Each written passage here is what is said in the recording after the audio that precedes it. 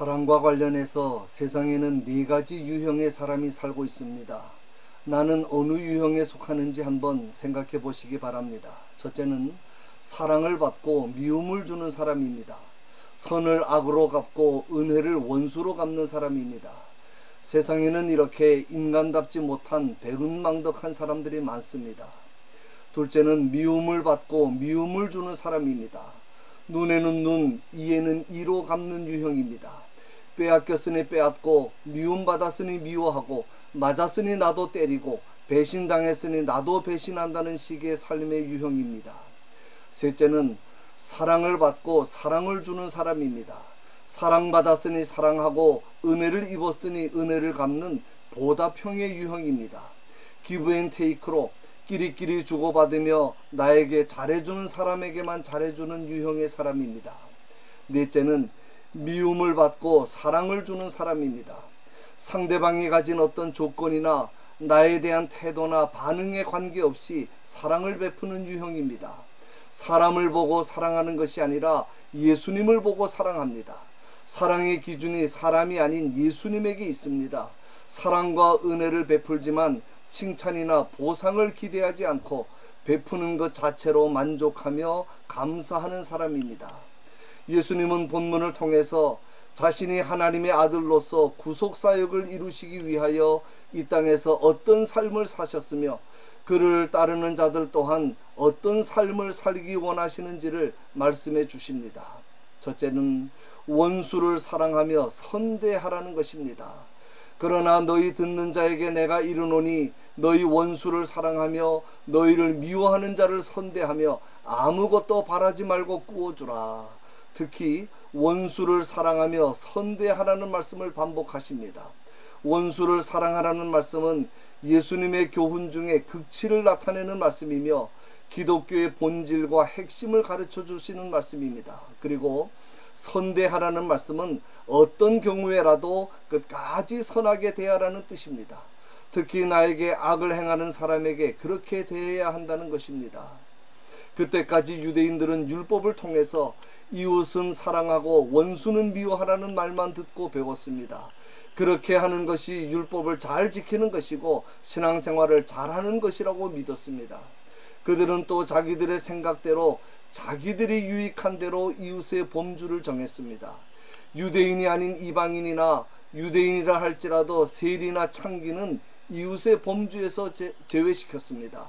내가 사랑하고 싶은 사람만 이웃의 범주에 넣은 것입니다. 그러다 보니 어떻게 사랑을 실천할 것인가 보다 누가 내 이웃인가 라는 문제에 더 관심이 많았습니다.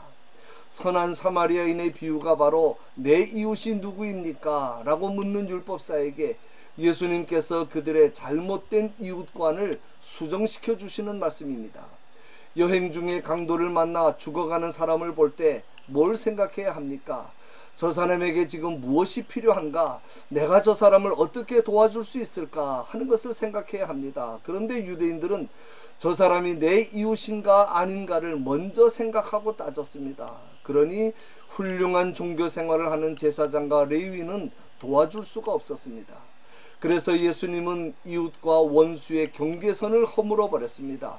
이웃 따로 원수 따로 없다는 것입니다. 모든 사람을 원수까지도 사랑할 뿐만 아니라 적극적으로 선을 베풀어야 한다는 것입니다. 나를 사랑하는 자들뿐 아니라 미워하고 저주하고 모욕하는 자들까지 사랑하고 선을 베풀며 그들의 행복을 위하여 복을 빌어 주어야 한다는 것입니다. 원수 사랑의 한 예로 누구든지 네 오른편 뺨을 치거든 왼편도 돌려대라고 말씀하십니다. 원래 뺨이라고 하는 것은 아프라고 때리는 것이 아니고 모욕을 주기 위해서 때리는 것입니다. 상대방의 오른편 뺨을 치기 위해서는 왼손으로 치든지 오른손 손등으로 쳐야 합니다. 유대인에게 있어서 왼손은 부정한 것 또는 멸시를 뜻합니다. 특히 손등으로 사람을 치는 것은 최고의 멸시와 모욕입니다. 나를 아무리 멸시하고 모욕하는 사람이라도 끝까지 사랑하고 악을 악으로 갚지 말고 끝까지 선대해야 한다는 말씀입니다. 그렇게 해야만 하는 이유가 있습니다. 원수를 사랑하고 선대할 때 하나님의 상이 있고 우리가 비로소 지극히 높으신 하나님의 아들이 되기 때문입니다. 이 말씀을 오해하면 안 됩니다. 원수를 사랑할 때 하나님의 아들이 되는 것이 아니라 원수를 사랑하는 것이 하나님의 아들됨의 증거라고 하는 말씀입니다. 둘째는 항상 먼저 대접하라는 것입니다. 남에게 대접을 받고자 하는 대로 너희도 남을 대접하라. 보상을 바라지 말고 항상 먼저 남을 대접하라. 받기를 바라지 말고 주라는 것입니다. 보상받고 칭찬받고 생색낼 일이 있어야 돕고 나에게 먼저 대접하는 사람만 대접해주는 사람은 세상에 얼마든지 있습니다. 죄인들도 그렇게 한다고 3번 반복해서 말씀합니다. 죄인들도 자기를 사랑하는 자를 사랑하고 자기를 선대하는 자를 선대하고 은혜를 베푸는 자에게 은혜를 갚는다는 것입니다. 그러나 하나님의 백성들은 은혜를 모르는 자와 악한 자에게도 인자하신 하나님 아버지의 자비하심을 본받아 자비로운 자가 되어야 한다는 말씀입니다. 3번 반복하시는 말씀이 또 있습니다. 너희가 만일 너희를 사랑하는 자만을 사랑하면 칭찬받을 것이 무엇이냐? 너희가 만일 선대하는 자만을 선대하면 칭찬받을 것이 무엇이냐? 너희가 받기를 바라고 사람들에게 구워주면 칭찬받을 것이 무엇이냐? 칭찬받을 것이 무엇이냐? 하는 말씀을 반복하십니다. 칭찬이라는 말의 원문의 뜻은 은혜라는 뜻입니다. 헬라어로 카리스입니다. 그러므로 이 말씀은 너희가 너희를 사랑하는 자만을 사랑하면 너희가 무슨 은혜를 받겠느냐? 너희가 너희에게 선을 행하는 자에게만 선을 행하면 너희가 무슨 은혜를 받겠느냐? 너희가 갚을 능력이 있는 자에게만 구워주면 너희가 무슨 은혜를 받겠느냐? 죄인들도 그렇게 하는데 말이다. 그런 말씀입니다. 생각해 보십시오. 우리가 하나님의 은혜를 받지 못한다면 어떻게 되겠습니까? 은혜 없이는 믿음도 가질 수 없고 구원도 받을 수 없습니다. 셋째는 용서해야 한다는 것입니다. 비판하지 말라. 그리하면 너희가 비판을 받지 않을 것이요. 정죄하지 말라. 그리하면 너희가 정죄를 받지 않을 것이요. 용서하라. 그리하면 너희가 용서를 받을 것이요. 이 말씀을 단순히 윤리적으로만 이해하면 안 됩니다. 비판은 습관적으로 남을 판단하는 것을 말하고 정죄는 하나님의 자리에 재판관으로 앉아서 다른 사람을 정죄하는 것을 말합니다. 조심해야 됩니다. 남을 비판하고 정죄하기는 너무 쉽습니다. 그러나 우리에게는 어떤 사람이라도 비난하고 정죄할 권리가 없습니다. 오직 용서할 의무만 있습니다. 우리는 심판자가 아니기 때문입니다. 결론입니다. 주님 말씀하십니다. 내가 너희를 사랑한 것 같이 너희도 서로 사랑하라.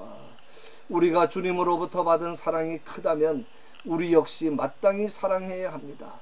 원수 사랑이 다른 것이 아닙니다. 하나님께서 나를 사랑하신 것이 바로 원수를 사랑하신 것입니다. 우리가 하나님과 원수 되었을 때 예수님을 보내 죽게 하셨다고 말씀했습니다. 사랑한다고 하면서 아직도 피곤합니까? 낙심이 됩니까? 결과를 걱정합니까? 보상을 바라는 마음이 있습니까? 섭섭함을 느낍니까? 오늘날 많은 신자들이 인간적이고 자기중심적인 주관적인 사랑을 하고 있습니다. 이것이 사랑이라고 말하고 싶을 때 다시 한번 그리스도를 바라봅시다. 하나님의 위대하신 사랑 앞에서 나 자신을 보고 이웃을 바라봅시다. 진정 그리스도인다운 사랑의 삶을 통하여 주님께 영광 돌리는 복된 삶을 살아가시는 저와 여러분이 되시기를 주님의 이름으로 간절히 축원합니다.